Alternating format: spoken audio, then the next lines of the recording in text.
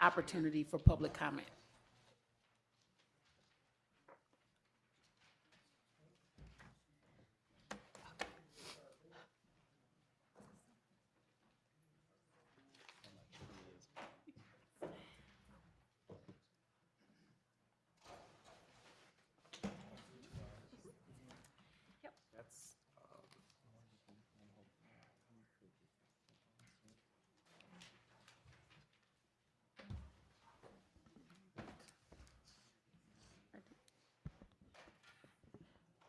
Good evening. I'd like to welcome you to the Grand Rapids Public School Board meeting for Monday, May 1, 2023. We welcome and appreciate your presence at this meeting of the Grand Rapids Public Schools Board of Education. We respectfully request that you turn off cellular phones and refrain from clapping, cheering, or making audible comments. We invite you to make formal public comment during the designated times on either agenda or non-agenda items or both. Again, the cards are at the entryway if you would like to do that, and your comment time will be limited to 3 minutes. Ms. Lewis, would you call the roll? Yes. Mr. Rodriguez? Mr. Ross? Here. Shockey? Here. Ms. Wade? Present. Ms. Davis? Here. Mr. Eatman? Ms. Lewis here. Ms. Melton? Present. President Williams? Present. We have a quorum. And Mr. Rodriguez is excused. Excused, okay. Yes. All right, and we need to approve the agenda for this evening. All in favor of the agenda, please say aye. Aye. Any opposed, same sign? All right, we have celebrations. All right, good evening, everyone. Happy first day of May. We're going to begin with a recognition of our scholars who earned the Seal of Biliteracy, and Mr. Jonathan Harper and Ms. Jennifer Brock will come up and explain the significance of the Seal of Biliteracy and how that impacts our young people.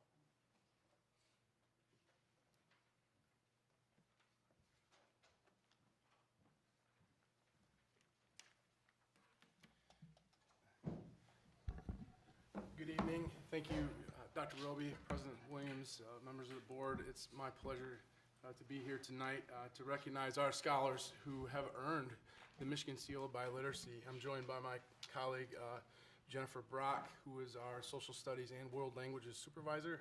And Jennifer has some information about this wonderful accomplishment that our scholars have earned through the state of Michigan. So let me do this.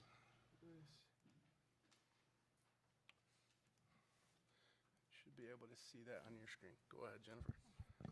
So President Williams, Dr. Roby, and members of the board, the Michigan Seal of Biliteracy was created to encourage the study of world languages and to embrace the native and heritage languages and cultures of our diverse scholars. The seal is awarded to scholars who meet graduation requirements and who demonstrate intermediate high proficiency on an acceptable world language assessment. The seal provides employers with a way to identify individuals with strong language and biliteracy skills, skills that are valuable economic resource for our diverse world. This year, we would like to celebrate 33 graduating scholars who have earned that seal of biliteracy. Yeah, so this is a phenomenal accomplishment. As you see there, we've got 33 scholars from high schools ranging from Innovation Central, C.A. Frost, Union, Cities, Southeast Career Path, and Southeast Career Pathways. You know, they are biliterate in both English, and then you can see the other languages. So Kinyarwanda, Swahili, and Spanish represent those 33 scholars. This is truly a wonderful achievement, and it's important to recognize these scholars. They will receive through their school a certificate of them earning the Seal of Biliteracy, as well as a foil emblem that can actually be placed on their high school diploma. And this is a very significant accomplishment, and we want to just congratulate our scholars. They have gone above and beyond and as you can see, with 33, not every scholar earns the Seal of Biliteracy. This is a very high-level accomplishment, and we just want to thank our scholars for representing GRPS and wanted to take this opportunity to share this celebration with you. I'm not sure if we have any scholars with us tonight. Do we have any scholars in the room with us? We Okay. invited them, but we hadn't seen them come in We yet. want to make sure that we had an opportunity to recognize them as well, but thank you so much. Do you have any questions? So also, I want to make sure that we explain in what this means in real time. So those who have the seal of biliteracy, what does that mean for employment, or also as they go on for post-secondary options? Yes, so for employment, it means that employers can see that they are duolingual, which means that they have a kind of a good working experience for our international trade and what have you. And then for colleges, it means that this is a potential information for them to place them in different language courses. So it's a good indicator of where to place them. And what Ms. Brock is not also sharing is that sometimes that's a negotiating strategy that employers like to use when you have folks that are biliterate and bicultural.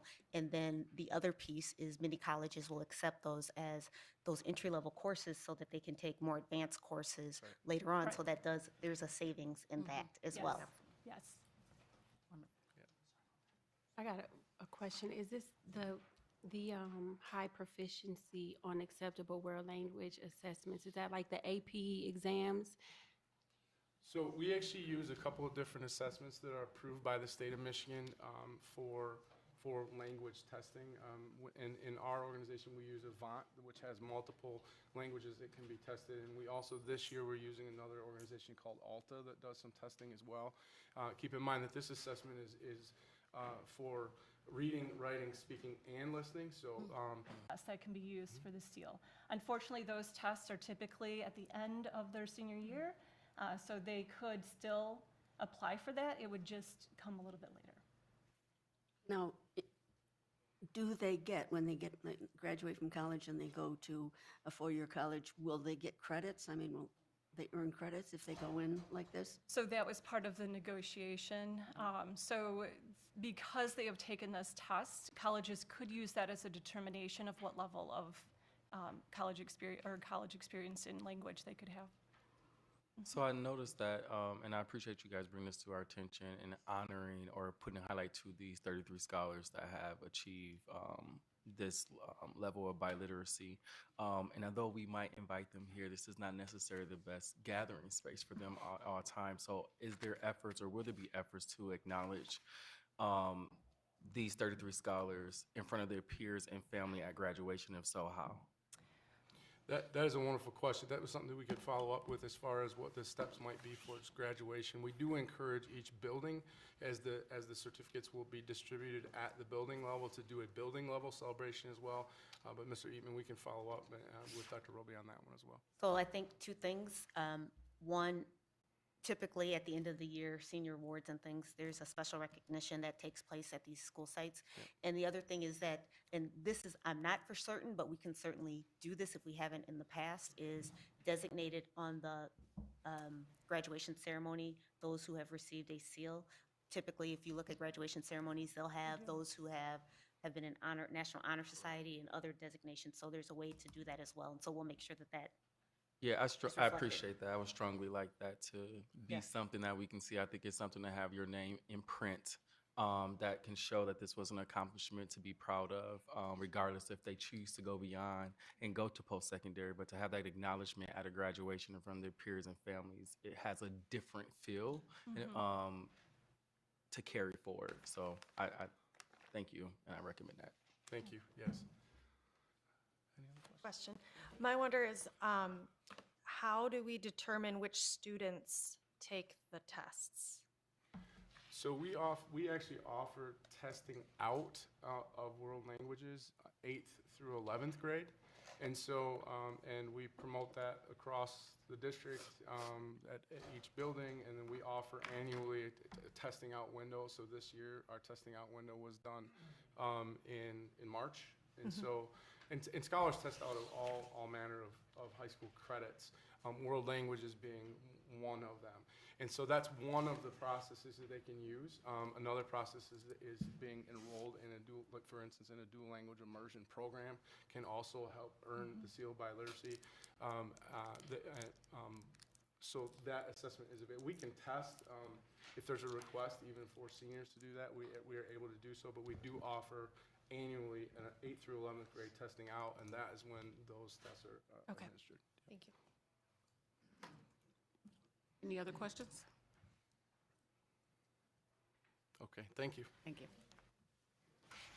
Next, we have another celebration. I had the distinct honor of interviewing this phenomenal educator.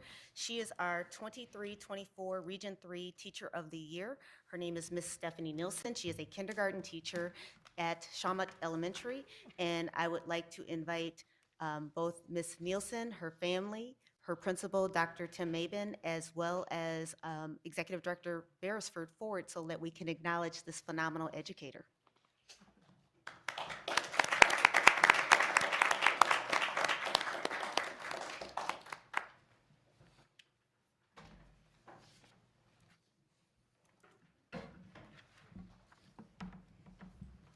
Good evening, Dr. Roby, President Williams, and members of the board. My comments will be brief. You saw me up here with Stephanie Nielsen as Elementary Teacher of the Year for GRPS, and then also met two other educators off our team. And this honor tonight and the honor that you received from the state just shows that our process works well. And also when we say we're going to make recommendations up to the state, they are noticed. So I'll turn it over to Dr. Mabin to say a little bit about the impressive teacher, Ms. Nielsen. So I think for myself to get into talking about Ms. Nielsen, I need to give you a little bit of history over the last 6 years. So I've had the honor of serving at Shawmut Hills as the principal for the last 6 years. And I remember distinctly when I came into Shawmut that there were a few teachers that had a little bit of concerns about my secondary experience, wanted to make sure that I knew what it looked like for kindergartners, third graders, fifth graders to be having high-level conversations in the classroom, and make sure that fit our rubric and how that went. And I remember distinctly Ms. Nielsen sat me down and gave me some lessons about what it looks like for kindergarten students to have high-level conversations. So that started there in a one-on-one conversation, but then I also had the distinct honor of getting to see that in her classroom. And over the last 6 years, and sort of thinking back on the 18 years that I've spent in pre-K-12 education, I've sort of determined in my mind that there are really two elite groups of educators. Those elite groups of educators are middle school teachers, because, wow, and kindergarten teachers. Because in kindergarten, we're teaching them how to do life, how to do everything. And the energy that it takes to be an impactful kindergarten teacher is not something that the normal mortal person has in their body. So I have affectionately referred to Ms. Nielsen as leader over the last 6 years. She is one of the people that you meet in life that you instantly recognize as something different. Her drive, her passions in connecting, the work that she does through her personal life and through her professional life, and the way that those things weave together.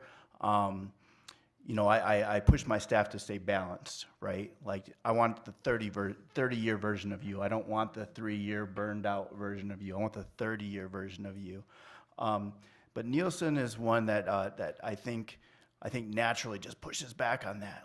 Like her waking hours, the tasks that she does that bring her personal fulfillment, that give her energy, also end up benefiting the people that are around her.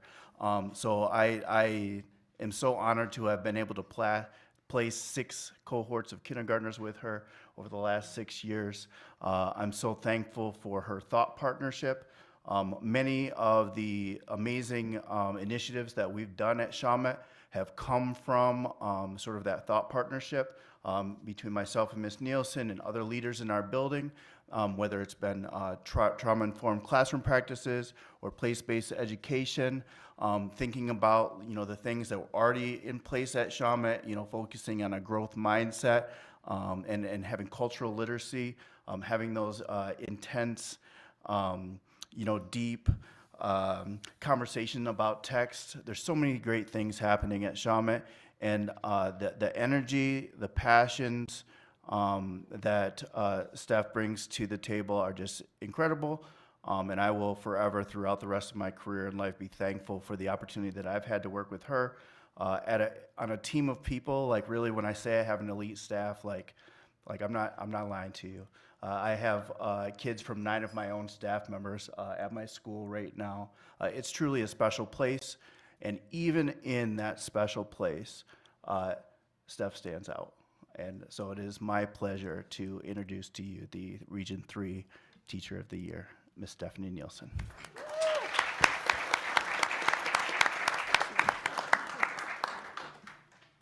That was quite the introduction. Thank you so much. I just noted a few things that I'm going to read, if that's okay. Well, first of all, my boyfriend Michael is here, and my daughter Matilda, and they are huge supports in my life, of course. And our dogs are in the car, our emotional support. So, but I'm thankful to have this opportunity to be here in front of you all, and I would like to take the opportunity to thank those within this community who've supported me, who valued and celebrated my strengths and given me the space to thrive. I would not be recognized in this way if I didn't have the space to thrive. The administrators who have influenced my growth, Joanne Remersma, Denisha Killingham, Sarah Melton, and Dr. Timothy Mabin, thank you so much. And also to the teachers at Brookside Elementary and Shawmut Hills. You are the most passionate, intelligent, dedicated teachers around. I truly believe that in my heart. You're so inspiring. Thank you for your collaboration, trust, and friendship. I'm just so grateful and proud to be able to represent this district as a member of the Leadership Council for our state. So thank you for the opportunity to be here. I appreciate it. Thank you. Thank you.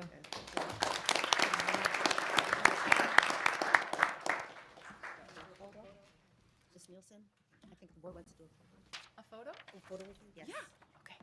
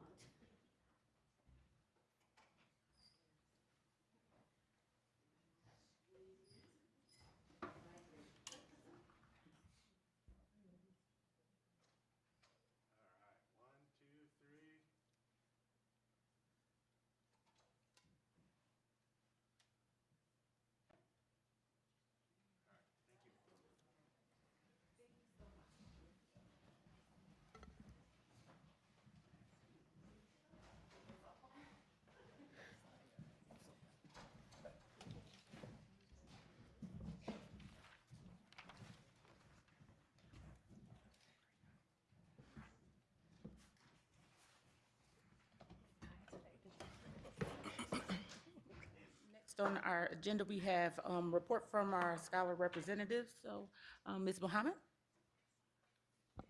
Okay, for our Superintendent Advisory Council, for recent meeting recap, we had our senior celebration last week, Wednesday. We celebrated the seniors.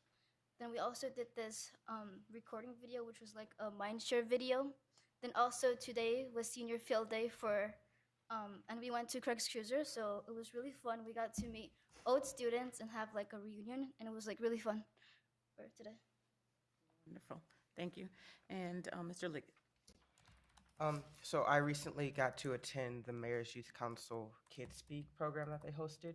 It was an opportunity for scholars within the district who are not on the council as well as on the council to express their concerns and voices to community leaders within the district, within the community, and so on and so forth. A big issue that was brought up for a lot of scholars was mental health within the district. They felt that they're not being represented enough mental health wise, and that they don't have a safe space to talk to or express their concerns and voices. And there are a lot of great ideas brought by scholars. At University Prep right now, they are doing what is called a safe room. A student created it. She's a senior, and it's where a scholar can go and just decompress, express themselves, and just relax and get away from all of the outside noise. So that was a great idea. And I just loved seeing all the scholars out there. All of the people who spoke were GRPS scholars. It was amazing to see how passionate they were, how they expressed their concerns and wanted to see this district thrive, and also just how much courtesy it took for them to get up there and speak. So that was amazing to see, and I definitely recommend going next year. And then at Grand Rapids Montessori, we will be having our senior award night next week, Monday, as well as going to Camp Blodgett to give back to the community. It's kind of a service day. The whole entire school will be going for that. So that's all. Wonderful. Thank you so much. And then we are at our first round of public comment. Take a look here.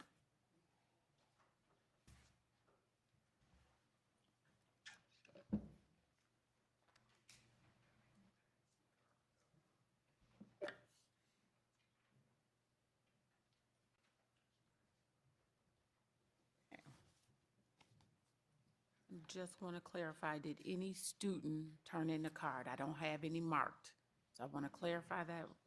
Wonderful. First, we have Dennis Sagal.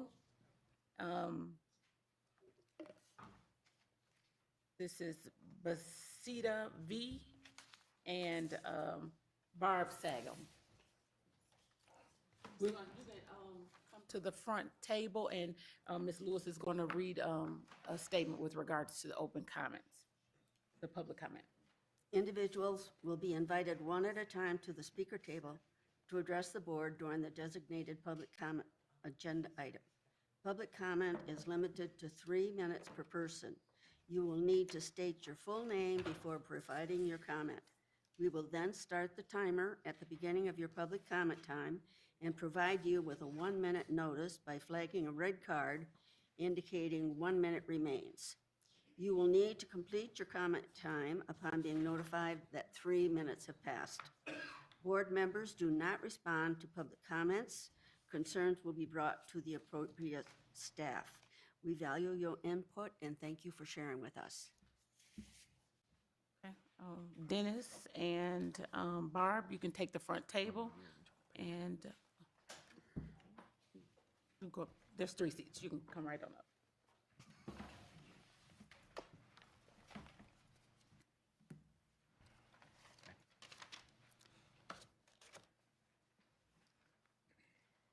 Ready? Yes, sir. All right, well, we went to the last meeting that was over at Southwest Academy, I believe it is, and I challenged some of you that were there, I know Dr. Roby, I recognize you, to go for a walk. This has to do with the sale of the Kensington Elementary building, but to take a walk along the Butterworth Trail there and see the homeless, because part of the issue is that the proposal is to make it to sell it to a company that wants to turn it into transitional housing for homeless people. And I don't know if any of you took time to actually go and take that walk that day, but you know, I think Dr. Roby, we had a discussion where you mentioned, you know, you want to have the community involvement, to have us to be able to dream. And I said, well, you got an anchor on this end, you put an anchor on this one. It's kind of hard for that boat to sail. And, you know, what I come up with is, hey, maybe we can just open up the new Butterworth dump up in our neighborhood up there. Because it's, you know, people are from Habitat for Humanity have done a lot of work in the neighborhood where they've put newer houses in, and people own those houses. It's not transitional, it's not apartment buildings where you have trash just thrown about, the yards aren't upkept. And, we simply, the idea of housing homeless people there, transition, or whatever term is used, we really don't want people sleeping in our yards, in our alleyways, using them as places to go to the bathroom. And, it's the idea of having, I pick up trash all the time out of my yards from people just throwing it down, and having more of that. And then the idea of, you see it all the time around town where you have these people that are homeless or at least holding signs. Really don't need that at the bus stop and our school bus stops that are scattered around, to have somebody there holding a sign saying, hey, give me change, please. I'm hungry. I'm homeless. I'm a vet. I'm this. Where it's, and then you see them going and getting in their car and driving away. So, the idea of the sale of it, the idea of homeless transition housing is, no, it's something that at that meeting that was plain and simple, people are not in favor of. People in the community are not in favor of. Thank you for listening. Thank you. Okay, I have little notes here too. I don't know if any decisions have been made on the Kensington Elementary School. I really don't know what you guys are planning on. If it was in your neighborhood, what would you want done with this building? Would you want the homeless people, let's say they don't transition right, let's say they don't get advanced, and they get kicked out of that facility, where are they gonna go? Are they going to go into your backyard if they were in your neighborhood? Are they going to be using the facilities in your backyard or your front yard because there is no facility for them, because they cannot do the transition there? People are homeless sometimes for reasons. They have drug addictions. They just don't want to pay rent. They just don't want. And you guys want to put that into our neighborhood. We all voiced our opinion last time. We don't want that. Let me know if you can hear me well. Okay. Is this one fine? That's fine. Yeah. Okay. All right. Good evening, everyone. Thank you for having me up here just for these 3 minutes. I'm here with the Clean Air for Kids and Educators, along with other students, educators, and families that deserve healthy learning environments. Again, I'm Betsaida. I'm also a GRPS alum, and I have a lot of my just family and siblings still go to GRPS. But we have seen that across the city of Grand Rapids, how important it is for communities to have the right to clean air with initiatives such as Just Air. We know that our school environments are an integral part of our communities. Students, families, and educators' impacts go beyond the classroom. I'd also like to highlight that this week is Air Quality Awareness Week, as highlighted by the EPA, and we do know that kids learn better and stay healthier in classrooms with clean air. Really think about those students that have any immunocompromised situations, asthma, and such, but just any students that are right now in part of GRPS. Students and families deserve to know what is the state of their classrooms and the right to clean air, especially spending so many days and hours of their lives in those school buildings.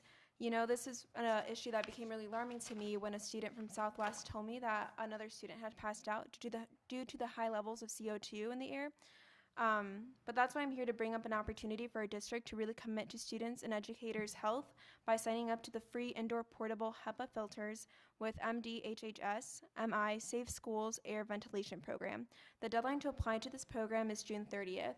So we also understand that there's an opportunity for our district to take advantage of these different resources being provided by these different programs, and also to show to the students and educators that we care about their health and their well-being in these buildings. And air is something that we can't always see what it looks like, but it's an opportunity to really show we care about your mental health, and sometimes mental health is a way that we care about students physically and their well-being in that aspect as well. So this is just a first ask, since the deadline is coming up pretty soon. There's a couple of other asks that other parents and students have as well, but just an opportunity that I like to put on your radar in terms of that. And we also know that what's even more important is that we have a process of communication and decision-making for parents and students to be involved all steps of the way. I'd also just like to show my support for the staffing and retention issues that are happening at Aldrin, Ottawa.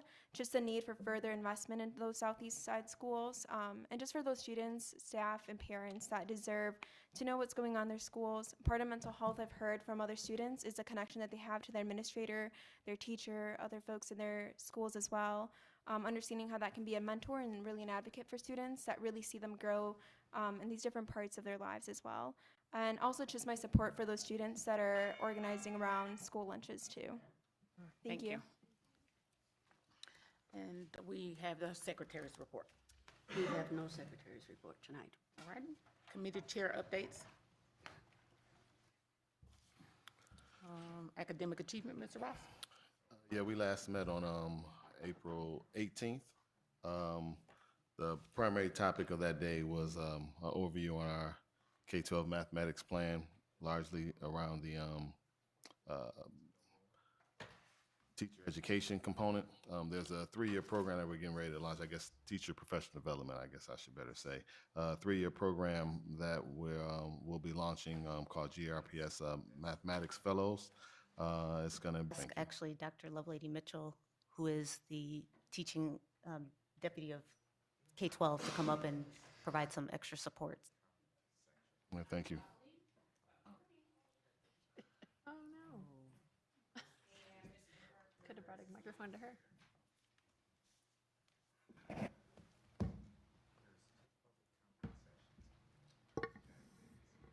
So what I would love to do is forward the slides that we use.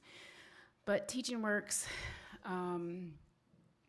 is a research-based program out of the University of Michigan. And what we've talked about is making sure that we have representatives from each school involved in the Fellows Program. And through our Leading the GRPS Way, making sure that their body of work is streamlined through all that we do in order to build up adult competencies and practices. What we are working on is getting the efficacy report of previous efforts that have happened in the district thus far, and then building upon those. One of the renowned researchers affiliated with Teaching Works is Deborah Ball, and we're hoping to host her in the fall, not of this school year, but the next school year, but to send some ambassadors down to the Detroit area to watch her engage scholars. So, Teaching Works. Yeah, thank you for that. My notes just weren't as thorough as I thought they were. Thank you for stepping in there. Just another topic that was unpacked at academic achievement was about the graduation data. I guess just a highlight for my colleagues, based on the 2022 data, the state average is at 81%, and GRPS we were at 80.53%. Definitely an improvement from some years past, and also I highlight a bit higher than some of our largest neighboring districts. East Kenwood, for example, is at 76%. Wyoming was at 78%. Like I said, we're at 80.53 based on the 2022 data. And again, those were the only topics at the last Academic Achievement Committee meeting. I don't know if my colleagues may want to offer anything else that I may have missed. Looks like no. Thanks. All right. Yeah. Thank you. Thank you, Dr. Lovelady. And Ad hoc Facilities Committee, Ms. Shockey. Thank you, President Williams. The Ad hoc Facilities Committee met last month on the 19th of April, and we had 2 agenda items. We discussed the request for use proposals for Kensington and ultimately came to a recommendation that I'll bring forward this evening for the board's consideration. And we also had a report from Eureka People of Housing Next, which was a project brief on a possible collaboration and really exploration around the district's participation in the affordable housing conversation in our community. I'll start there and just note that we received a 2-page brief that I'll ensure that the rest of the board has. And I'll just read for you what the hopes are around this work with Housing Kent. By bringing together housing experts with diverse perspectives and interests, Housing Kent would like to facilitate the exploration of ideas and possible solutions related to affordable housing as a viable strategy for student attraction and retention, and potential collaboration and partnership opportunities on repurposed buildings. And so there is exploration work that's happening over the next couple of months in partnership with Housing Kent and Eureka People, and we'll be receiving a report, I believe it's in June. Am I right about that, Dr. Roby? Yes, About that. June. Yes, thumbs up, thank you, in June, as these conversations are further explored and had. Certainly, we know that there is a connection to housing and scholars in our community and scholar success, so we're delighted to have this exploration work in partnership with Housing Kent. And now on to Kensington. So we received a report from the district on the public hearing that occurred at Southwest Community Academy, that was mentioned this evening. I was in attendance there, and so I'll share for a minute just some of what I heard from the neighbors and the communities who came out to listen to the proposals and ultimately the district's recommendation. What I heard from those of you that I recognize in the audience and others that were there that evening was tremendous pride in their neighborhood and in living in the Black Hills community, many of whom who lived there their entire lives, or many even who've had family there for generations. I heard that the neighborhood is vibrant with children. I heard concerns about any commercial use of the Kensington property because of the state of the roads and certainly the safety of children in the neighborhood. And I heard other concerns like we heard this evening about the other proposals. And so the district brought forward a recommendation to the committee, and that was to reject the 3 proposals and for the district to move forward with demolishing the Kensington property, retaining the land, and restoring the green space. What I also heard from the neighbors and the community was a request for community benefit for the Kensington property, and those that live near the neighborhood being able to look out at the forest and the trees and the green space that are adjacent to that property, and that is a priority. So we, the Ad Hoc Facilities Committee, heard those recommendations and voted to move forward to the board our recommendation to do just that, reject the 3 proposals this evening and to demolish the Kensington property, retain the property, and restore the green space. And I'll conclude my report there. Take any questions. Superintendent's report. All right, good evening, everyone. So as Ms. Shockey just alluded to, that the facilities master plan and the Kensington hearing, we're going to just do an overview of what that is. And as a reminder, we did have a public hearing for the purpose of explaining what the offers were that came forward for the particular building. And we wanted to make sure that those who lived in the community were aware of what those were. And so I'd like to invite Mr. Larry Johnson, Mr. Alex Smart, Ms. Anya Lusk, and Ms. Rhonda Cribbs forward. They were part of the committee work related to Kensington, and they'll do a summary of that work.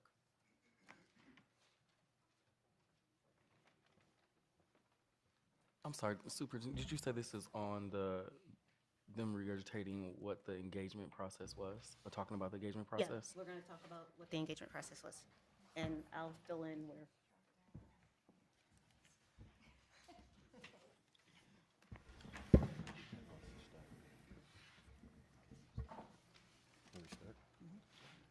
Good evening, President Williams, Dr. Roby, other trustees, board members.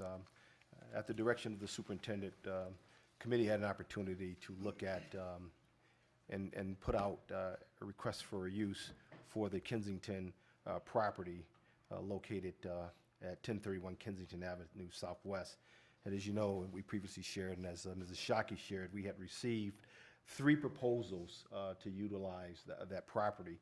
Again, all 3 were rejected. Listening to the community that came out to the public hearing regarding this property, evaluating what their thoughts were and evaluating what the proposed use were from the 3 companies that submitted the proposals.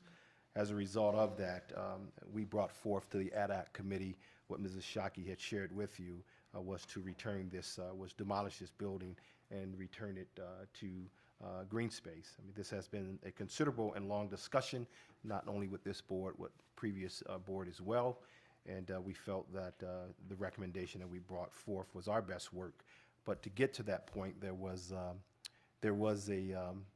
town hall meeting in that neighborhood where we reached out to at least, 500 feet, I believe, Anya, from the school, which was the required amount of distance from the school. We do know that individuals that live in that area and have concern for that property live more than 500 feet. And as we talked to Mr. Eatman, who has some considerable experience up in that neighborhood, reaching below the hill, up the hill, and making sure that we heard vast voices of the concerns from the neighbors. So we listened, spent a lot of time with the neighbors, got a historical lesson from them about that piece of property, and we felt very comfortable that the recommendation that we sent through the ad hoc committee was the best use, the best decision to make, not only for that community, but for the district.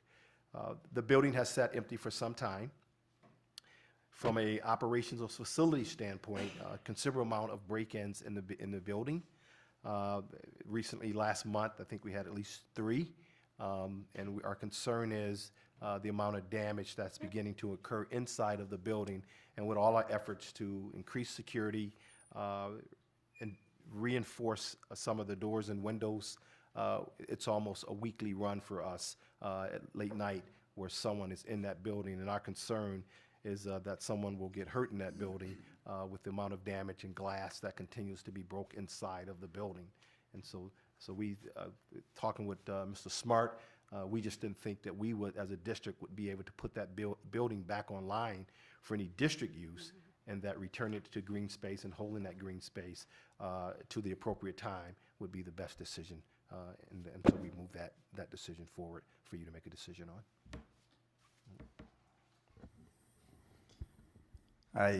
Good evening, everyone. I spent some time with my team at the facilities office, and we have some little numbers that I'd like to share with you. We calculated that within the last 12 months, we have spent in excess of 300 man-hours attending to Kensington, whether it's due to the normal upkeep of driven by vandalism, graffiti, cleaning trash, mowing, et cetera, et cetera. We have also estimated that in the last 12 months, we have had approximately 8 break-ins. We have had to not only board and replace boards that we already have in place to cover all the windows and doors because they keep breaking through them. We've also had to replace 2 of our alarm panels, which are vandalized, trying to make sure that the building is not properly alarmed. And the most concerning point is that 7 people have been arrested. And that is something that we really would hate to see continue in this neighborhood. If you guys have any questions for us? Arrested due to trespassing? Correct, and breaking in and doing damage to the building. Any other questions? I have a question about green space. Are we talking about just leveling it and letting the grass grow, or are we talking about creating a nice like space for people to sit or use? Like what does it mean? What does green space mean, or what does that look like to you? And listening to the neighbors to the town hall meeting and the conversation we had at ad hoc, that if we were to take the building down, we would restore the green space in terms of grass and make sure that we mow that. There's some conversations about maybe leaving the basketball court in place, and that was due to some of the comments from some of the neighbors who would like to see that occur. If I can also add, as part of this process, because there were 3 proposals, and then we had submitted in the tail end of 2022 that if we did not receive a reasonable proposal, that we would look at green space, and then we would also come back to the community if we were going to develop it beyond that. And so I want to make sure that people understand that that's what the process is, that what we are recommending is not to accept any of the 3.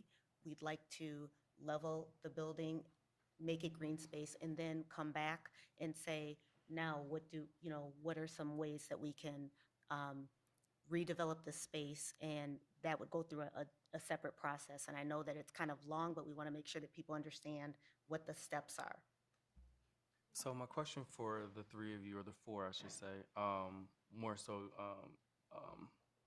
trying to understand, when this was brought forth to the ad hoc committee, I talked about engagement, and that's what I heard you say earlier is that after you, there was another form of or another effort of engagement for that community above and below and wide as you know, I was talking about how wide that community is also involved in their community as a whole. So engagement did occur after, is that what I'm hearing you say?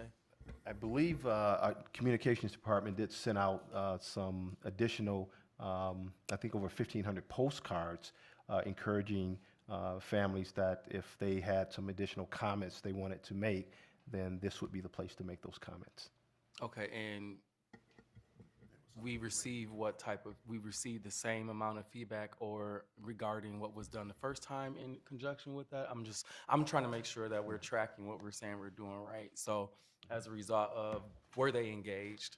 Did it We did not meet. align? We did not meet back with them again. We had, and I believe Leon may be able to speak to it. But we sent 1,500 postcards out in the neighborhood. Yeah, more than 1,500 postcards. We invited them to participate in this meeting as well as the next two, to voice any concerns they had about these proposals.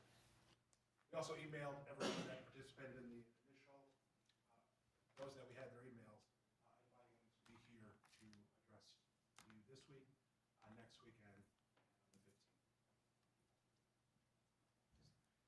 And I think you said we did do what was policy required, correct? We did. Correct. Are there any other questions? Okay. Any other questions? I don't have a question at this moment. Yes. I do want to say that 500 feet is required, but that doesn't mean we have to limit ourselves to what's just required. Correct. I just want to put that on the record. That's what was asked about for the second time, and also to bring that back to make sure that our engagement efforts were done in conjunction with what the community voice was. And so to get additional 1,500 and not necessarily create the room to bring those voices here seems a little misleading. And I that doesn't sit well with me. Was there an email or anything included? Like somewhere else besides coming here to communicate? No, that was inviting them to participate and be able to speak with you all. Yeah. I guess I'm not quite understanding the question on the floor. Was it the 1,500? What's the question about that? There was uncertainty in whether or not we collected data from that. So my question originally stood for, what do we do with additional feedback that was provided in regards to engaging that community appropriately? So we can actually have resident voice, scholar voice, and parent and community in that process beyond the 500-foot requirement. Okay. That's what was talked about at that last meeting. So are you asking, did we engage? I guess I'm not clear about what your ask is. Did we, with regards to the 1,500, are you asking, were they separately engaged? I'm not sure. I asked that, he answered. Because originally what was put out there when he started talking was that was a re-engagement aspect of it. And so I asked a clarifying question before I engaged with my comment, was I hearing correctly in regards to the engagement piece of that community? And I was told he wasn't sure. And that's why he invited Leon up here to speak. Okay. All right. Oh, that's helpful. Thank you. Are there any other questions from our board colleagues?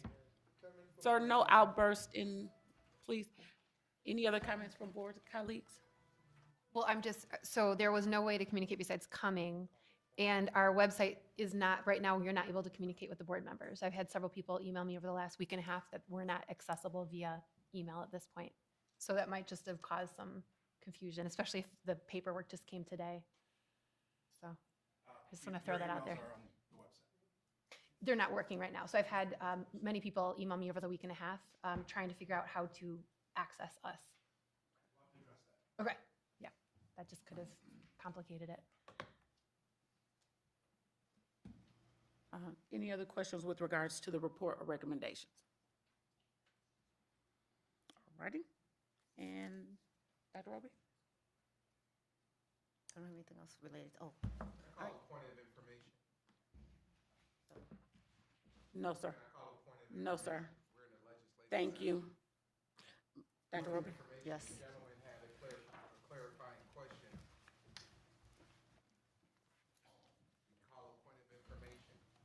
All right, so I am going to move on to the academic structure at high levels. I'm going to invite Dr. Brandy Lovelady Mitchell to come forward. And while she does, as a couple of things that I certainly want to address related to our academic programs.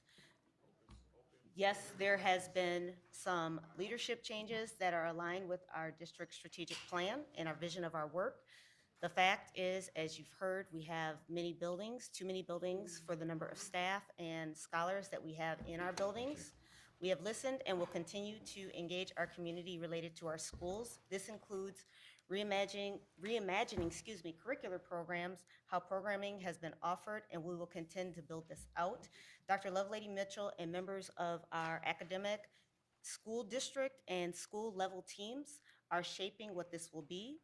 We are working to improve the culture, trying to build a vision for our scholars and our system, and the talent of our staff is critical in this. This includes restructuring programs to ensure that all schools have robust offerings and interrupt the two-tiered system that is between neighborhood and themed schools. This includes reinvesting, staking a flag, specifically in some of our high schools, Ottawa Hills High School, but will include a reinvestment of both athletics, academics, arts, after-school programming, and more.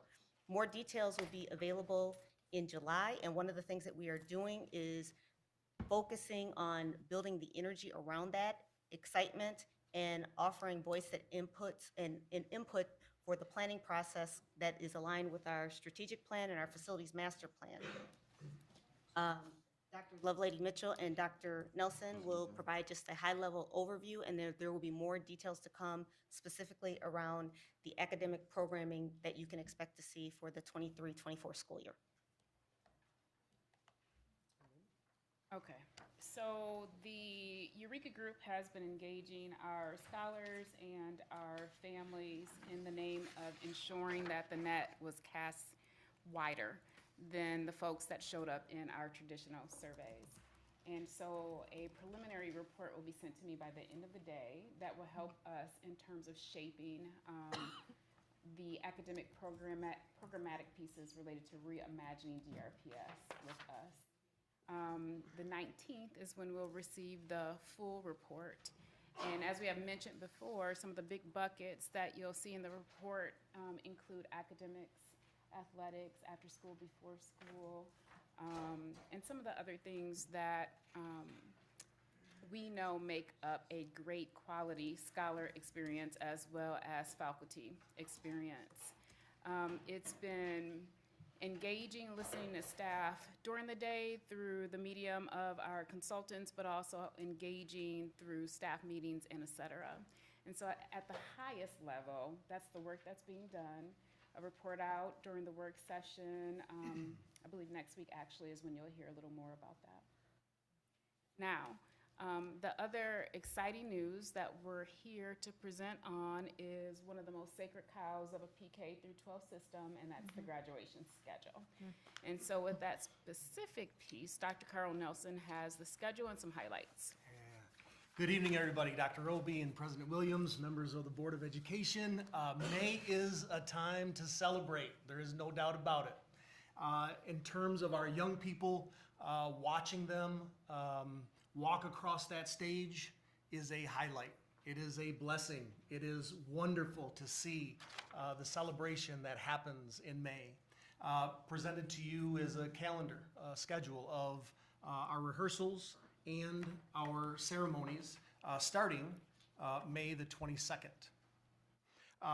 However, May is also a time to celebrate field trips, maybe not outside today, but our seniors did have an opportunity to go to Craig's Cruisers, and all of our seniors from all of our high schools, and they just had a great time of fellowship and gaming and eating and prizes.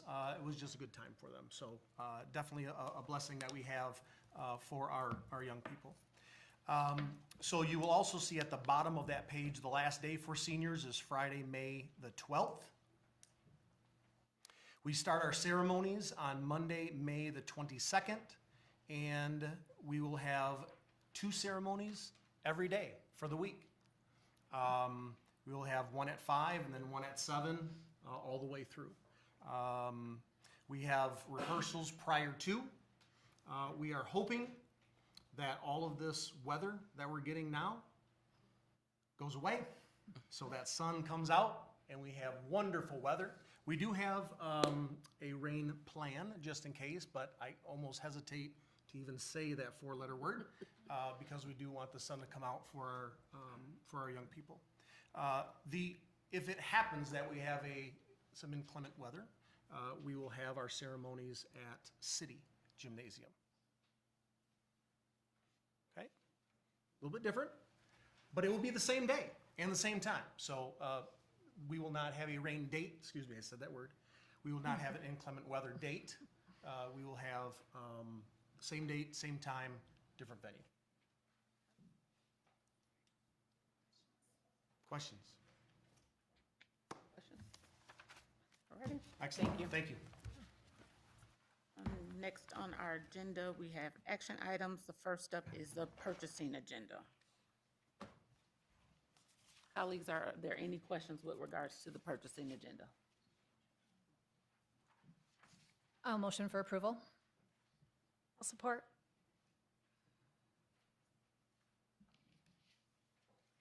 Mr. Rodriguez? Excused. I'm sorry.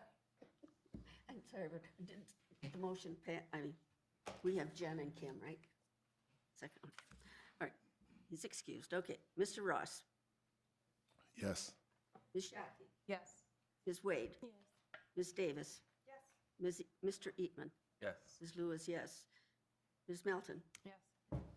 President Williams? Yes. Motion carries. Next, we have resolution for the approval of the Kent Intermediate School District operating budget. Any questions? Is there a motion for the resolution? So moved. Okay, Mr. Rodriguez is excused. Mr. Ross? Yes. Ms. Shockey? Yes. Ms. Wade? Ms. Wade? Yes. Ms. Davis? Yes. Mr. Eatman? Yes. Ms. Lewis, yes. Ms. Melton? Yes. President Williams? Yes. Motion carries. And then we have to accept the recommendation for from the district with regards to each of the proposals that came in for the Kensington RFU. Is there a motion on the floor to accept that recommendation for proposal 1?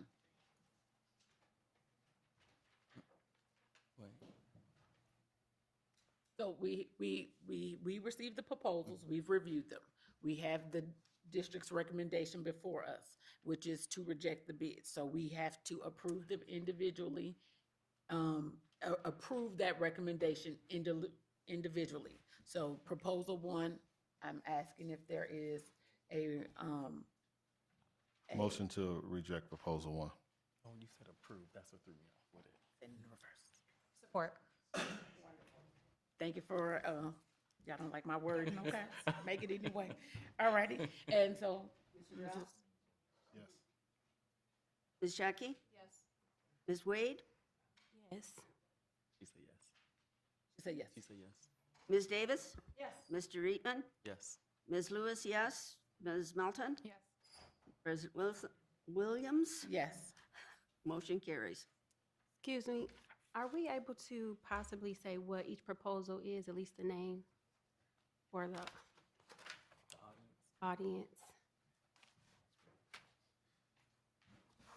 All righty, proposal 1 is the, I think it was fiber. Just want to make sure. I got it right here. I just can't turn the page. So the proposal 1 is from fiber carpet recycling. So I'll say this differently this time. You like reject better. Is there a proposal to reject proposal 2 from Copper Rock Construction? Is there a motion? I'm sorry. So moved. Support.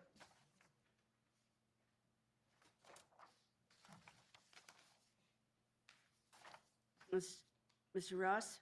Yes. Ms. Shockey? Yes. Ms. Wade? Yes. Ms. Davis? Yes. Mr. Eatman? Yes. Ms. Lewis, yes. Ms. Melton? Yes. President Williams? Yes. Motion carries. Lastly is the proposal number 3 from Einhorn. Is there a motion to reject proposal 3? So moved. Support. That was Ms. Davis and then myself. Him and, Mhm. all right. Mr. Rodriguez is excused. Mr. Ross? Yes. Ms. Shockey? Yes. Ms. Wade? Yes. Ms. Davis? Yes. Mr. Eatman? Yes. Ms. Lewis, yes. Ms. Melton? Yes. President Williams? Yes. Motion carries. Okay. And then next we have up our consent agenda grouping. Is there, we got to call the roll on this one, Kathy? I think we do. Consent agenda? No. No. Okay. Is there a motion to accept the consent agenda grouping? Support. All in favor, say aye. Aye. Any opposed, same sign? Okay. And discussion items from the board president. Just remind the community that we will be having our meeting on May 15th at Southwest Middle High School. We welcome you to come out and share a comment or join us to hear what is on the schedule for the board to review, but we are intentional about having these in the community so that we can hear voice with regards to concerns that the community has. Next, we'll have public comment on non-agenda items. And if you have a card and you still want to turn it in, if you would raise your hand so that the secretary could get that. First up is Marta Johnson. Next is D. Jones. And the Honorable Commissioner Robert Womack. You three can take the table. And then we will follow next with Cleve Jackson and Ronald Green. Yes.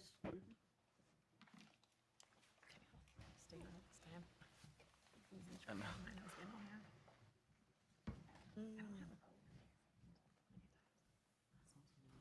Marta D. and Robert. Ms. Johnson, you can start. You want me to start? Okay, got it. I didn't know if you want me to wait for. All right. Hey, everybody. I'm Marta. I have 2 students at GRPS, one 2-time Grace Award winner, so very proud of that. And as you know, I've been advocating around air quality for quite some time, and I just wanted to first say thank you all for those that were able to make it to the Urban Core Collective event, where I spoke a little bit more about air quality. I've been working a lot behind the scenes to connect with other parents, caregivers, and educators on air quality, and have made some progress. My friend and colleague Betsaida mentioned it before, but we're forming a group that's called Clean Air for Kids and Educators to advocate for air quality in our schools at GRPS.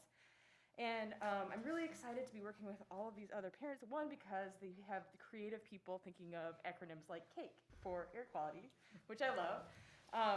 And just a lot of talent. So we'll have a microsite that we can share some of the important things that we're learning and things that we want to improve upon in our district, and why. I mean, even just going on some of the case studies of schools that have followed the EPA's programs and opportunities related to air quality in schools, the return on investment is amazing, not only for academic achievement, but reducing absenteeism and confidence in the school district and feeling a connection and transparency.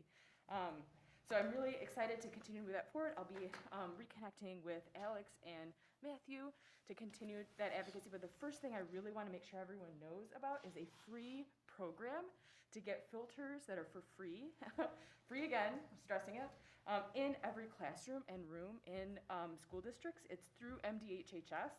I talked with the program coordinator. It's a temporary program, but it's called the Michigan Safe Schools for Air Ventilation Program. It's through MDHHS. She did confirm with me that Larry or Alex should have gotten the information, and I'll follow up with them to make sure they're able to find that opportunity to apply, but it's no cost to the district.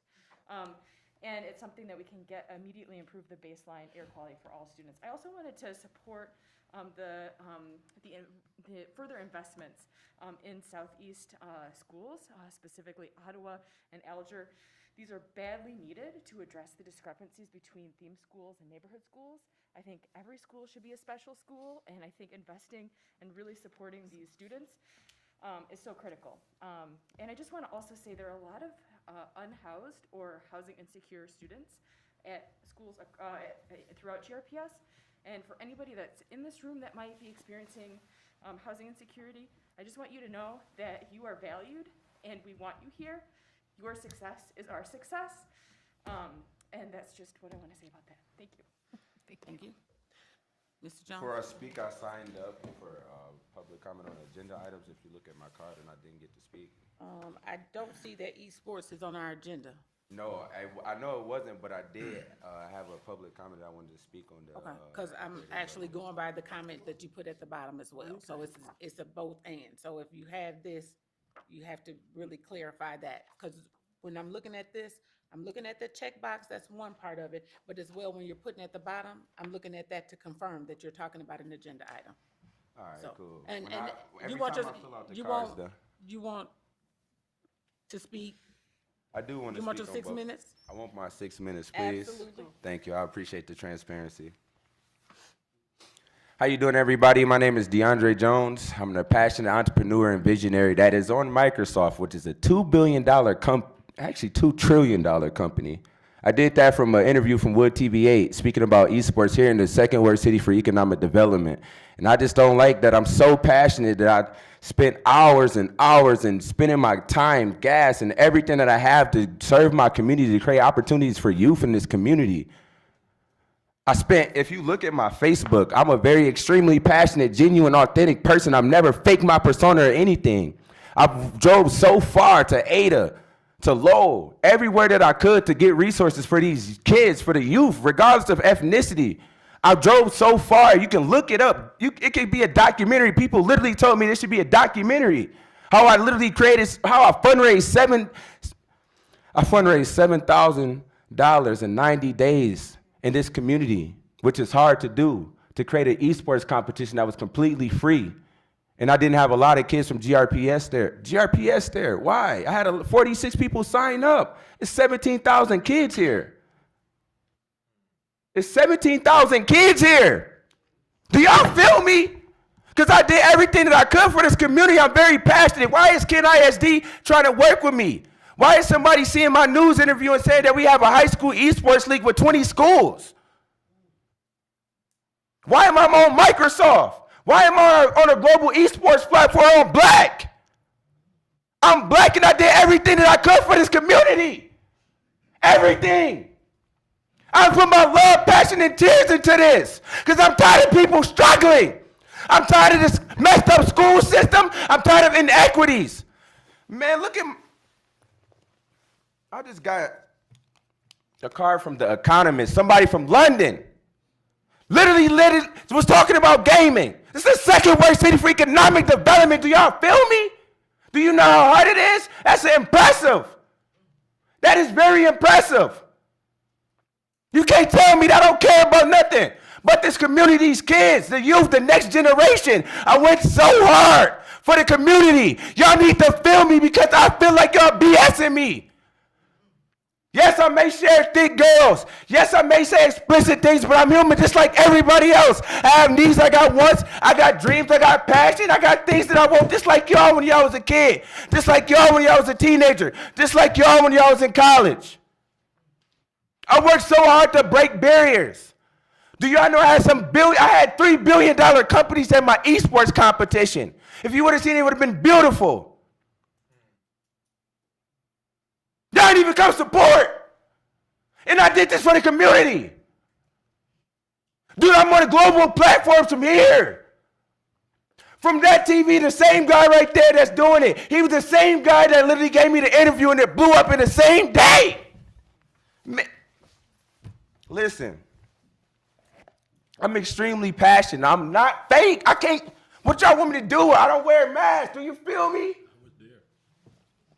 I don't wear a mask. I'm not a fake person. I will stand up to the DeVosses. I will stand up to the Bissells. I will stand up to the Van Nettles. I don't care. Kill me. That's the worst thing you can do. Because I promise you, everybody remembered that. I'm breaking barriers. I literally had people that killed each other, best friends that killed each other in the hood, not beefing.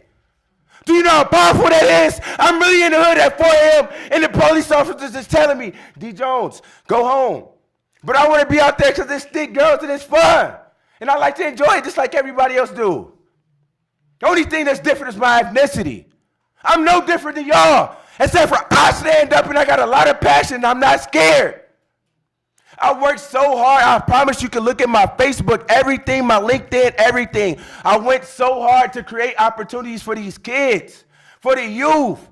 I went so hard. Why is kid? They oversee y'all. And they want to help me. They'll do the whole payroll, everything. Why?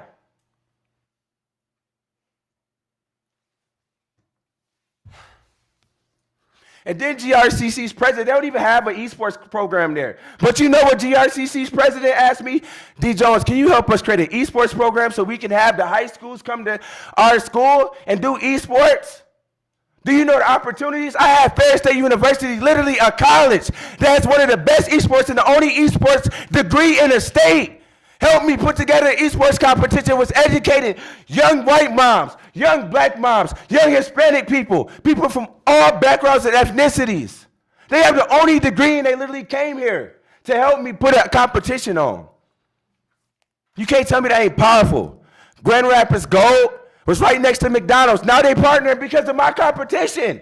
The NBA G League is making them all of the teams do an esports competition. Look what I did for the community. I can tell you how every single vendor benefited from what I did because I really created economic impact. I've been coming here. I'm done, man.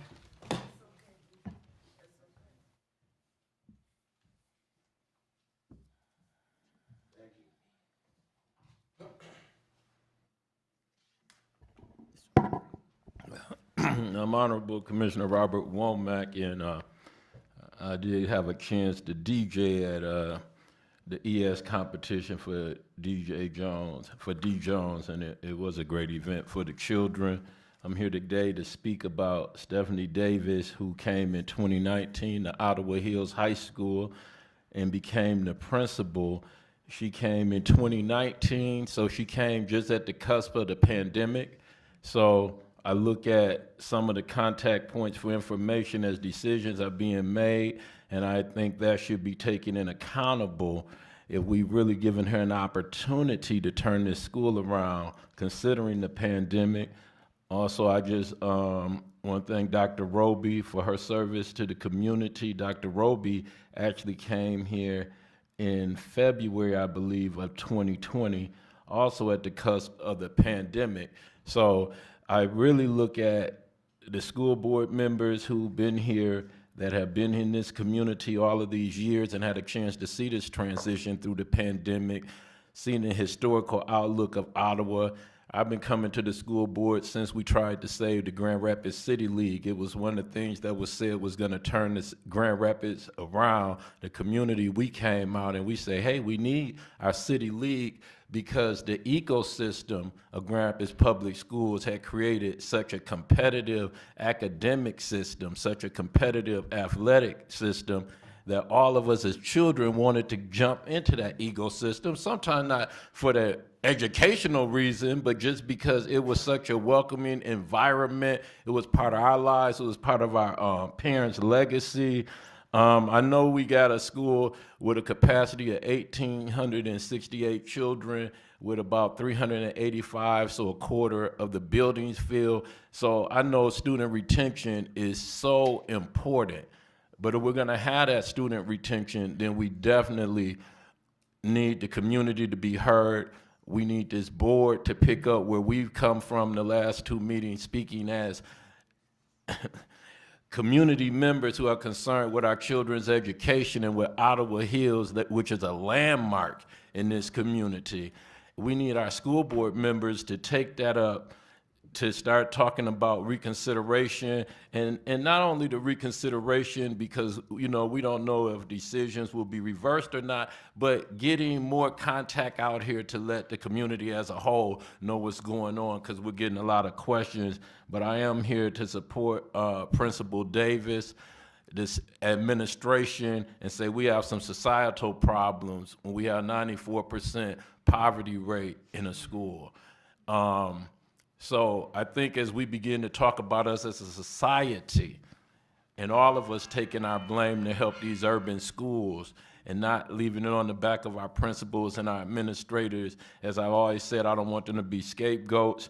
I just want to see how we can reframe looking at Ottawa Hills where we can all pitch in and get this school on the right route and save our children and make sure no child is left behind, the way people say during the elections, our schools are doing great. Vote for us.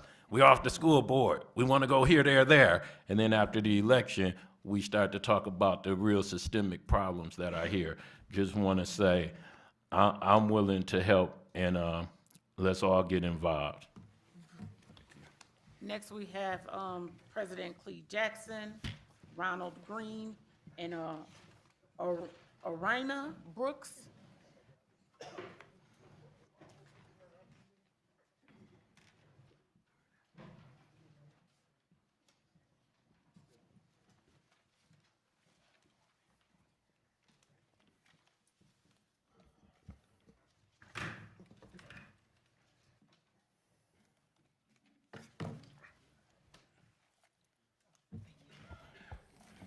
Hi, my name is Orina Brooks, and I'm a graduate of Ottawa Hills of '78. So what Mr. Robert was talking about, I've heard rumors about what's going to happen to Ottawa, and I don't want to see that happen. So what I'm here is to offer, I just moved back here to Michigan, and I lived in Virginia for several years, and I worked in D.C. So when I was in Virginia, they had a center where individuals can go and get some training. I know we have the community college, but this is something with no credit or something like that. Where you can just learn how to do WordPress or any kind of software. So I was hoping to use Ottawa Hills as a center point where we can help some of the parents that's within the community, maybe get some kind of training, get certificate and things like that, to bring them out of the poverty level. Because I understand, even when I lived here before and I raised my kids, you know, here, there was a high number of parents in poverty, and I thought that if we can have this center at Ottawa Hills for the parents kids to go to the school, maybe some kind of training or something for them to help them. I worked for the government for 15, 16 years, and have other friends that have worked for the government and worked for other areas that lives outside of Grand Rapids that probably would not mind coming to help these parents.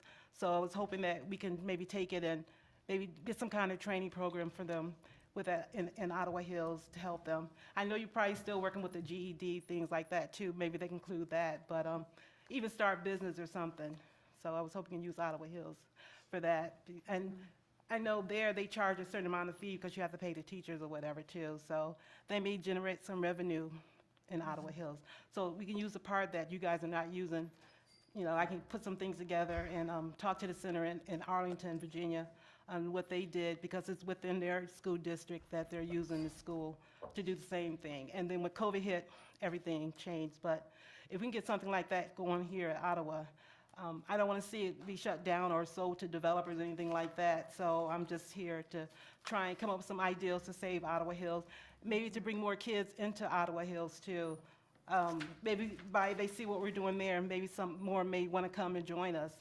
And we can always pass this information down to kids too, if they're interested in maybe staying after school or whatever, some kind of projects to work on with that. So I just wanted to say that. Thank you. So I'm Clee Jackson. I'm the president of the Greater Grand Rapids branch of the NAACP. First of all, I want to say I handed a card in earlier as well to make some congratulatory comments, which was about a board agenda item. So do I get my 6 minutes? It does not say that. What does it say, Madam President? Both says I will speak on an issue that is not on the agenda. Both boxes are checked. Okay. Both cards say the same. So you're saying that I don't get my 6 minutes? You do not, sir. Okay. So when I also asked for a point of information, you denied that as well, because this gentleman had a clarifying question. We're in a he was not- legislative session, he wasn't- right? He was not here. Okay, It's called to all the right. diocese to speak. So has my time started? It has. So first of all, I want to thank everyone that is here today for coming out and showing up. I think that this decision, in which I asked Dr. Roby in the last meeting, the why, and I don't think you've responded to community about the why. It has not been public. I've had a conversation with Leon Hendricks today, and he did not know the why. So we as a community, as parents, as advocates, as students, need to understand the why. Let me be real clear. We understand that it's your discretion to make any move you want to do when it comes to staff, but we are taxpayers. So when community has come forward and asked the why, we need to understand the why. And to you, Madam President, I'd asked at the last meeting very clearly, I hope it's in your minutes or on record, is Ottawa on the priority list? Do you have an answer for us? Community wants to know that. We deserve to know that. Because when I had a conversation with you, the number one thing you said to me was, do you understand that Ottawa is on a priority list? That's what you said. That's what you said. So we have information that Ottawa's actually not on a priority list. And I want to say to all of you folks, all of you trustees who are sitting around the board here, you need to do your damn research and ask the questions that are necessary. Because I don't think you have. This is not an indictment. It's just an observation. You need to do your research. Ask the questions. Because you are elected officials and accountable to the taxpayers. So you need to ask the questions of your employee, the superintendent, why? Why? I want to give a shout out to my brother D. Jones for his passion. That is a perfect example of a community partner for this district to partner with. And why haven't you? That's a perfect example. So the question becomes again, what's the why? Make it make sense. Also, I want to put on the table, has there been any resignations over the last week from the district staff? Has there been any resignations over the past week from the district staff in this school board? Executive leadership. So I need you to answer that question as well. Has there been any resignations over the past week from district key staff in this district? So answer that question as well. So we're here, this is not personal. This ain't personal. This ain't personal. On you, or on anybody else. But it is personal, let me be real clear. It is personal when it comes to our kids. It's personal when it comes to our community. Because you know what? Black and brown kids have been shitted on. Have been shitted on. So it is personal. It is personal. Mr. Green? No, Mr. Eaton asked a question. The mailman handed me this as I was leaving my house to come to this meeting tonight. So the next two meetings, you probably will get a lot more people to give their output on this situation, but this just came to my house today. So, and I apologize for the outburst that I made. Thank you. So, And next we have recognition. So I will. Yes, so two of our representatives, our board representatives, Mr. Sammy Leggett and Ms. Aisha Mohammed, have served on our board as our student representatives, and they also have been active members of our Superintendent Scholar Advisory, where they've offered input around decisions and offered their feedback on how decisions have landed for them. And so we want to, as they are closing out their last board meeting with us, to recognize them and to also signify that those who have been scholars on the superintendent advisory will have a blue and gold cord that will signal their service during graduation. And so if I can just give a round of applause to these brilliant young leaders for the things that we know that they're going to do in the future.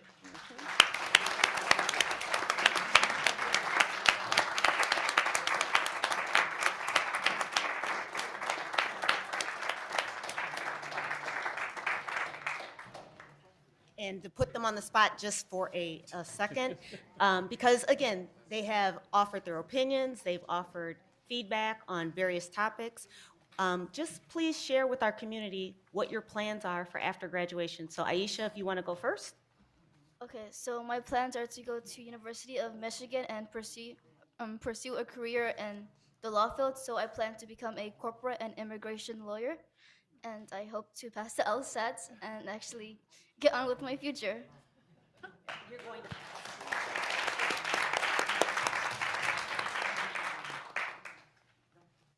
I plan on attending Michigan State University in the James Madison College, majoring in political theory and constitutional democracy, eventually going to law school, and hopefully one day becoming governor of Michigan and president of the United States.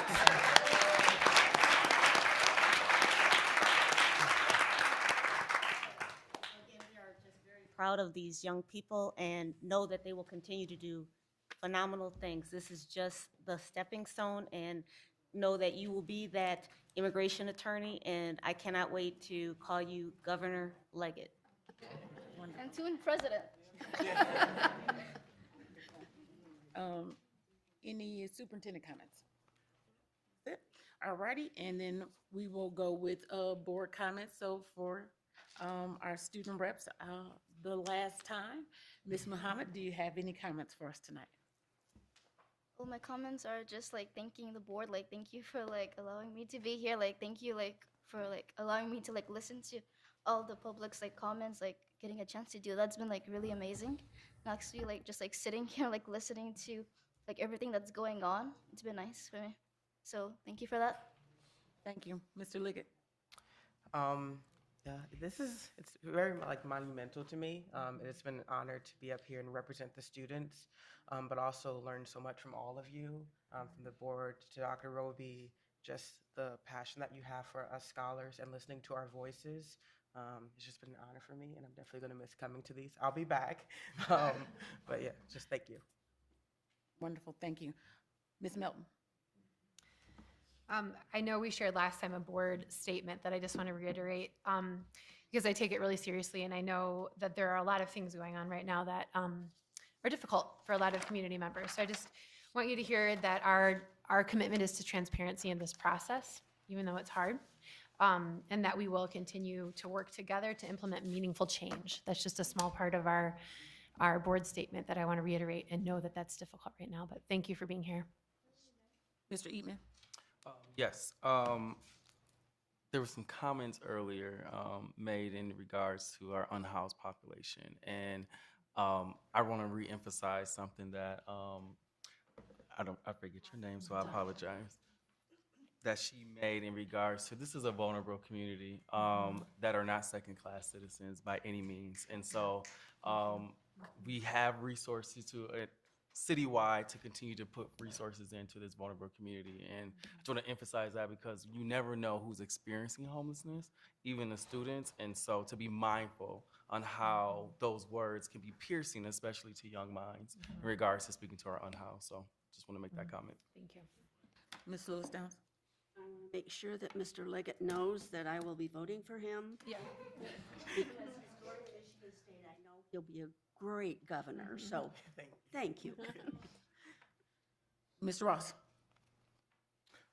Definitely just want to first give a shout out to Ms. Nilsson for her honor as Regional Teacher of the Year. Also, a shout out to those 33 scholars with the seal of biliteracy. And I think also if we could actually put those stickers on their diplomas when they get them, that would be great. I would fear those 33 probably lose those stickers at some point before they get their diploma. So just want to put that out there. Otherwise, though, I definitely understand some of the frustration associated with overall outcomes around the nation in our school buildings. I think that frustration is definitely exacerbated, by the continued inequities that abound when we talk about student outcomes, particularly for those who have a particular affection for Black and brown children. And so I definitely understand the frustration surrounding a lot of these things, particularly obviously I'm talking about the personnel changes for Ottawa Hills. I think I just would say personally, I do have great respect and admiration for Ms. Davis. I do know her to be a committed educational leader, but I'm also very confident and know that we have other committed and talented educational leaders who are capable of accomplishing goals that we all have for our Ottawa Hills community. I think I stated in our last meeting, I pointed out how educational leadership is kind of part science and part art. There are very few, guarantees or can't miss decisions when you talk about leadership in general, but particularly when you talk about personnel decisions. I think all any leader can do is to operate and make decisions based on their best thinking at the time, and to continue to work towards achieving plan for outcomes. And I think that's the situation here. I think there's no question that our district leadership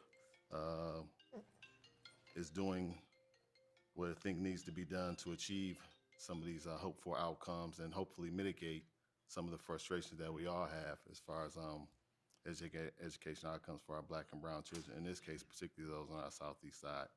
But over the past few weeks, I have had to ask myself how much of this organized effort, well, I don't necessarily think it's a personal attack of the board or the leadership. I am curious how much may be motivated by personal relationships as opposed to data and the reality of overall student and programmatic outcomes. And at this juncture, in my opinion, I think it'd be more appropriate to ask that the time, effort, and energy used to fight this personnel decision be used to determine a strategy on how this community can support Ottawa Hills and the young people and staff, regardless of who's serving as building principal. That job won't be easy for whomever it is. And I think, I guess I'm just wondering, there's definitely more to education outcomes than simply a building leader. And I think regardless of who's in that seat, we're gonna need the positive energy of this entire community and the support of this entire community. And I guess I just hope that we aren't setting ourselves up for an opportunity for folks to simply say, I told you so, if things aren't different. I think if we want things to be different, we all have to move forward and work collectively to make things to be different. And but again, there are no guaranteed outcomes here. Time will tell what happens with the impact of any decision. And I think everyone in this room wants that impact to be positive, fruitful, and uplifting for the young people that go to school there. And if you question that, I think, well, I'll leave it at that. Ms. Shockey. All right, thank you. Well, just a thanks to our student representatives. It's been a joy all my years on the board to have student voice at this table, and you've made a difference. Thank you for committing some late Monday nights with us and seeing the process of running a district and the complexities of a large system and the need to listen to community. I'm just so grateful that you volunteered your time to be with us. Mr. Leggett, I'll share with you that our own former trustee, now Representative Grant, went to MSU and went through the James Madison program, and so you should talk to her about that, because it has been a powerful and a good, obviously, amplifier to her work. So congratulations to both of you. I also just want to take a moment to give a shout out to our student teachers. Many of them now leaving the district and moving on to their educational careers. In a moment of privilege, I'll just share that my son is a 6th grader, and had just a really powerful connection with the student teacher in his classroom, a male student teacher, which you don't always see in elementary and middle school. And so, and this is the second time he's had that and had a really powerful connection with that student teacher. So I'm just grateful that that is a commitment that our district makes to the educational pathway for our future teachers and just the power they have in supporting our students. Thank you. Ms. Davis. I just want to say thanks for the comments from my colleagues. My thoughts are mirroring a lot of what you're saying. Congratulations to the two of you. I hear you speak and tell me what you're doing in the next chapter of your life, and I'm just in awe of you and admire you both very much. So I'm looking forward to hearing how everything goes. And same for all of our graduates. I just want to wish you good luck on exams and just hope that you enjoy your last couple weeks of school and look forward to graduation. Ms. Wade. Thank you, everyone, for coming out tonight. I want to, y'all reading my notes over here. I want to echo Marta and her comments regarding our housing insecure. My hopes for Ottawa Hills is that the community continues to engage, support, and fight for our schools, our scholars there, regardless of its leadership. A lot of things we can't control, but we can control what we do and how we react. Our scholars that sit with us, I'm so proud to hear you guys' future plans, and I'm rooting for you. And I will have a yard sign, t-shirt. I know a little bit about campaigning. I'm excited about that, Sammy. D. Jones, your passion is heard, is felt, it's admired. I see your work. I enjoy your report outs on esports every time. And I'm sorry that our district didn't show up for you like you felt, like I feel we should. Thank you. And I want to thank everyone for coming out. We appreciate you taking the time to dial in with us. We know it's not the ideal situation for you or for us, but we appreciate that you give of yourself enough to show up and speak to us. We appreciate our student scholars being here with us, and we are excited about their futures. And we are excited about what all of our graduates will be doing, and we hope to, as they start their careers after college or after high school, I'm sorry, that they will come back here and find us to be a place that they can come alongside and take up this work with us as well. So thank you all so much tonight for being here, and this meeting is adjourned.